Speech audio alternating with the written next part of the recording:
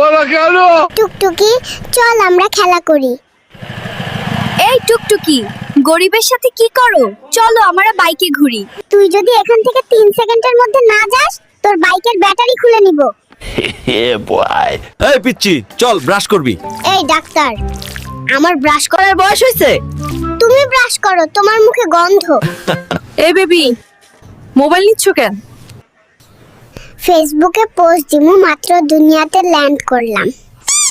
ও মাই god, 1 ঘন্টা যাবত বাথরুমে কে? আমি কিন্তু বাইরে হেগে দেব, দ্রুত বেরিয়ে এসো।